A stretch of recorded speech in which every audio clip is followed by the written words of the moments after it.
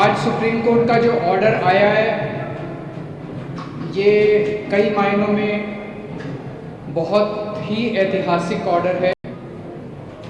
दिल्ली के लोगों की बहुत बड़ी जीत है। दिल्ली के लोगों के साथ जो अभी तक अन्याय होता आया उनके साथ माननीय सुप्रीम कोर्ट ने न्याय किया है।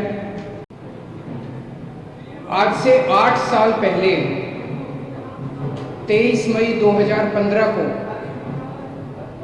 हमारी 14 फरवरी 2015 को सरकार बनी थी। फरवरी, मार्च, अप्रैल, मई 3 महीने के अंदर, सरकार बनने के 3 महीने के अंदर ही जैसे ही हमारी सरकार बनी 67 सीट आई। 3 महीने के अंदर ही प्रधानमंत्री जी ने एक आदेश पारित करवाया केंद्र सरकार से कि दिल्ली के सर्विसेज के मामले अब दिल्ली की मुख्यमंत्री के पास नहीं रहेंगे, वो एलजी के पास रहेंगे या केंद्र सरकार के पास रहेंगे। इसका क्या मतलब हुआ? इसका मतलब ये हुआ कि दिल्ली सरकार में काम करने वाले जितने भी ऑफिसर हैं, जितने भी कर्मचारी हैं, ऊपर से लेके नीचे तक, आईएएस अफसर से क्लास ए से लेके क्लास 4 कर्मचारी तक, चपरासी तक, सारे कर्मचारियों की ट्रांसफर पोस्टिंग, उनकी डिसिप्लिनरी प्रोसीडिंग्स, नई अपॉइंटमेंट, पोस्ट क्रिएट करना, पोस्ट एबॉलिश करना, पक्के करना, ये सारा जो है ये अब दिल्ली की चुनी हुई सरकार के पास नहीं होगा। यानी कि अगर मैं मुख्यमंत्री हूं, मेरे सामने कोई कर्मचारी रिश्वत ले रहा है, मैं उसे सस्पेंड भी नहीं कर सकता, मैं उसकी ट्रांसफर नहीं कर सकता। एजुकेशन सेक्रेटरी कौन होगा ये हम नहीं तय कर सकते, हेल्थ सेक्रेटरी कौन होगा ये हम नहीं तय कर सकते। ये आदेश प्रधानमंत्री जी ने 23 मई 2015 को पारित किया। 8 साल उसको इस्तेमाल करके दिल्ली के कामों को जानबूझ के रोका गया। हम दिल्ली में स्कूल अच्छे करना चाहते थे तो वो जानबूझ के ऐसा एजुकेशन सेक्रेटरी बिठाएंगे जो कि काम ना करे। हम अगर मोहल्ला क्लिनिक बनाना चाहते हैं तो जानबूझ के ऐसा हेल्थ सेक्रेटरी बनाया जाएगा जो कि काम ना करे। जानबूझ के ऐसा फाइनेंस सेक्रेटरी बिठाया जाएगा जो हर चीज के अंदर अड़ंगा अड़ाए। तो इसको इस्तेमाल करके दिल्ली के हर काम को रोका गया। एक तरह से मेरे दोनों हाथ बांध दिए गए पीछे और मुझे नदी में फेंक दिया गया कि अब तैरो। ये तो ऊपर वाले का शुक्र है कि दोनों हाथ बंधे हुए होने के बावजूद भी हम किसी तरह से तैरते रहे और ऊपर वाला हमारा साथ देता रहा। इन सारी कठिनाइयों के बावजूद दिल्ली के अंदर हम लोगों ने इतना शानदार काम किया पिछले 8 साल के अंदर। तो आप सोच सकते हैं कि अगर हमारे पास पूरी पावर होती तो हम कितना ज्यादा काम कर। आज हम सुप्रीम कोर्ट के जस्टिस चंद्रचूड़ के जो और 4 जजेस हैं उस बेंच में, संविधान पीठ में, उन सब के तहे दिल से शुक्रिया अदा करते हैं कि उन्होंने हमारे साथ न्याय किया। मैं दिल्ली की जनता को केवल नहीं देना चाहता, बधाई देना चाहता हूं और उनका शुक्रिया करना चाहता हूं कि जो इतना लंबा संघर्ष था, उस संघर्ष में दिल्ली की जनता ने मेरा साथ दिया।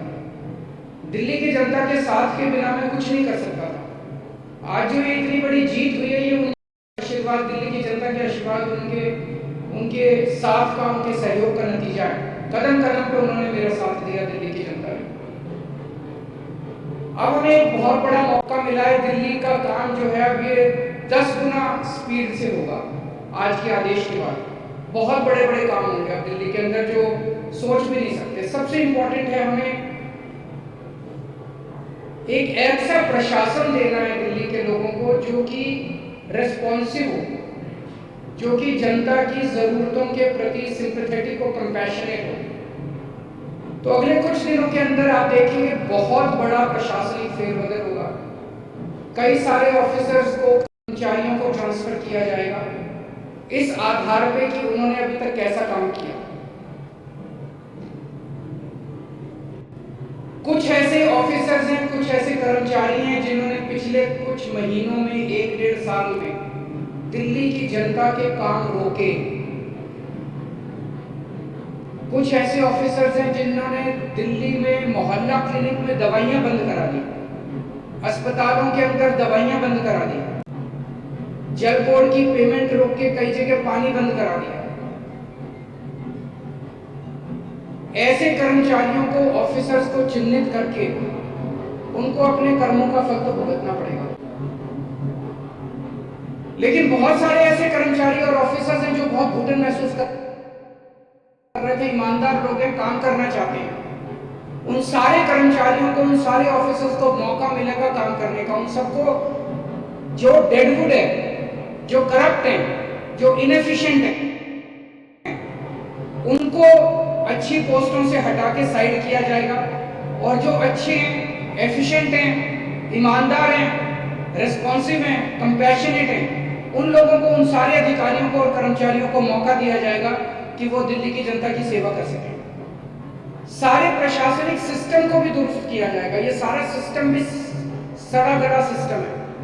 ऐसा सिस्टम बनाया जाएगा जो जनता के प्रति जवाबदेह हो और जनता के लिए रिस्पॉन्सिव हो, जनता की जरूरतों के प्रति रिस्पॉन्सिव हो। तो व्यवस्था के अंदर जितनी कमियां हैं, इन सारी कमियों को दूर किया जाएगा। तो पूरे सिस्टम को और ऑफिसर्स को और कर्मचारियों को जनता के प्रति जवाबदेह बनाया जाएगा और जनता के लिए रिस्पॉन्सिव बनाया जाएगा। एक लीन एंड थिन गवर्नमेंट तैयार की जाएगी। Lean, thin, responsive, compassionate and accountable government. ये हम चाहते हैं। दिल्ली, जैसे दिल्ली ने पूरे देश को शिक्षा का मॉडल दिया, हेल्थ का मॉडल दिया, अब एक ऐसे गवर्नेंस का, एडमिनिस्ट्रेशन का मॉडल हम जनता के सामने रखेंगे, पूरे देश के सामने रखेंगे। मैं देखता हूं कि कई ऐसी पोस्ट्स हैं जिनकी जरूरत नहीं है। उनमें कोई भी कर्मचारी या अधिकारी बैठ के जनता की 4 अड़चनें नहीं लगाता है। अगर वो ना रहे तो ज्यादा अच्छा रहेगा। तो ऐसी पोस्ट्स को चिन्हित करके या तो उन्हें खाली छोड़ा जाएगा या उन्हें अबॉलिश कर दिया जाएगा। जहां जहां ज्यादा पोस्ट्स की जरूरत है वहां ज्यादा पोस्ट्स क्रिएट की जाएंगी।